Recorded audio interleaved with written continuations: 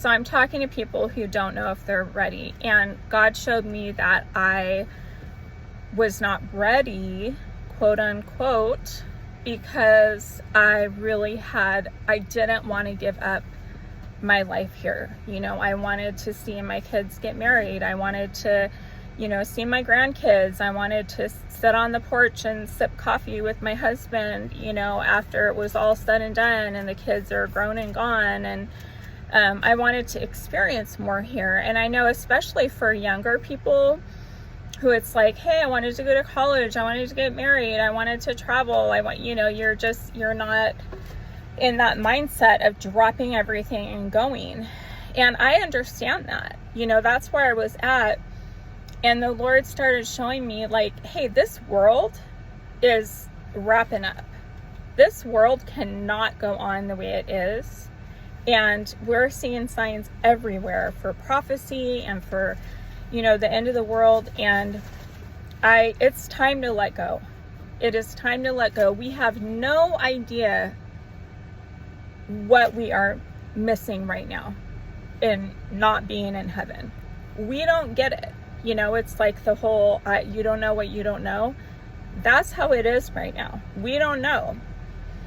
I gave an example in my other video about, what if as a parent, you planned this like amazing Disney trip, Disney World or Disneyland or whatever, and your kids had never been, and you pulled out all the stops, you spent thousands and thousands of dollars for the best hotel, the best experiences, the VIP, and,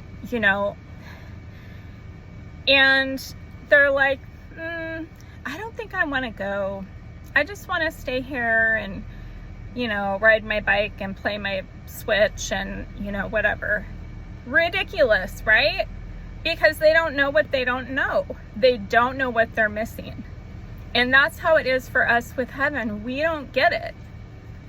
For those of us who haven't had the privilege of having an encounter, with Jesus in heaven or whatnot, like, we don't understand, and that's okay.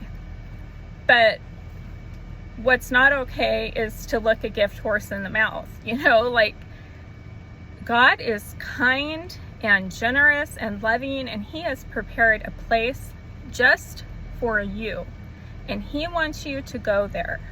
He wants to throw a big feast and a big party and welcome you and show you around and show you your new place and all the things that are personal that he knows that you love, animals that are important to you that you love so much, everything that you could dream of that is a need in your heart. He's going to fill it because he's a good God. Okay, so he does not want us to look back. When he comes in the air, he doesn't want us to look back and have strings attached and have one foot going up in the air and one foot wanting to stay down. It's important to him that we're like 100%, Jesus, I've been waiting for you. You are everything to me. You are all that I have. You are the most important thing I have, and I'm ready to be with you. Take me up. I'm not looking back. Okay, Genesis chapter 19.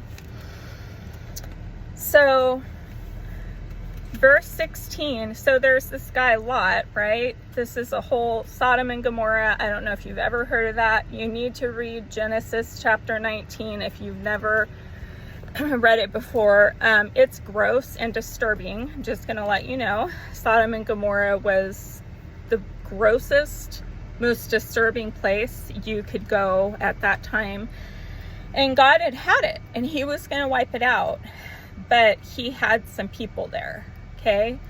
And Abraham had interceded for them and requested and petitioned God and begged God not to destroy the city with his relatives in it. And so God said, okay, because you petitioned and you did all that, I am going to save them. So instead of saving the whole city for them, he was going to take them out. Okay?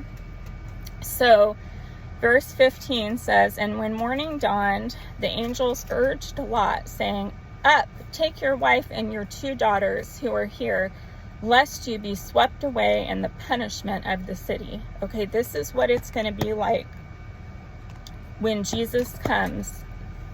When we are taken up, the tribulation is going to start, and it is going to be the worst you can think about. It's going to be worse than that. Okay? So he's like, I don't want you to be swept away and have to deal with the punishment that I'm bringing, the judgment I'm bringing upon this earth. And it said, verse 16, but he hesitated. So the men seized his hand and the hand of his wife and the hands of his 2 daughters, for the compassion of the Lord was upon him. And they brought him out and put him outside the city. It's like, Lot, you don't know what you don't know. And I love you so much. I have so much compassion for you and what you would be facing if I didn't do this. I'm going to physically remove you. And it came about when they had brought them outside that one said, escape for your life. Do not look behind you and do not stay anywhere in the valley. Escape to the mountains, lest you be swept away. But Lot said to them, oh no, my lords. Now behold, your servant has found favor in your sight, and you have magnified your loving kindness, which you have shown me by saving my life. But I cannot escape to the mountains, lest the disaster overtake me and I die. So now he's freaked out because he sees, like, he's feeling like, oh my gosh, this is going to be bad. And I'm like petrified, you know, like how you just kind of get paralyzed, you know. Verse 20, now behold, this town is near enough to flee to, and it is small. Please let me escape there. Is it not small? That my life may be saved. And he said to him, behold, I grant you this request also, not to overthrow the town of which you have spoken. Hurry, escape there, for I cannot do anything until you arrive there. So the angel's like, okay, you need to go, because I can't release this. I have funny things in my head that I want to say, but they probably wouldn't be appropriate. I can't release this punishment until you're out of here. So you need to hurry and go. So therefore, the name of the town was called Zor. I wish I could look that up right now in Hebrew and see what that means, but I can't. The sun had risen over the earth when Lot came to Zor. Then the Lord rained on Sodom and Gomorrah brimstone and fire from the Lord out of heaven. And he overthrew those cities and all the valley and all the inhabitants of the cities and what grew on the ground.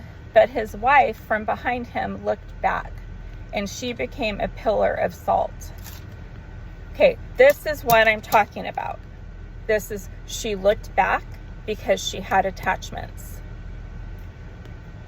She wasn't sure if she wanted to leave. She still had a life there.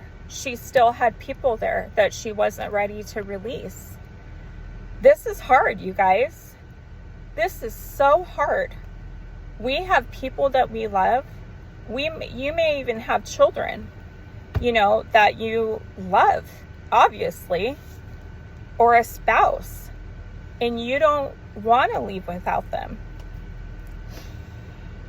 The only thing I can tell you is to get before the Lord, put on some worship, and soak in his love, because he is going to fill all of those spots, and we need to trust him because he's good and he's kind.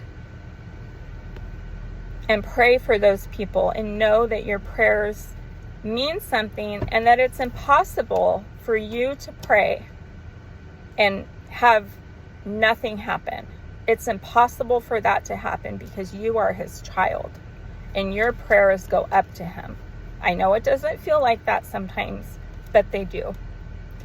So lay before him, put on worship, pray just like Abraham. for God to take them, your loved ones, out of the punishment before it is released. Okay, so that's what I want to say.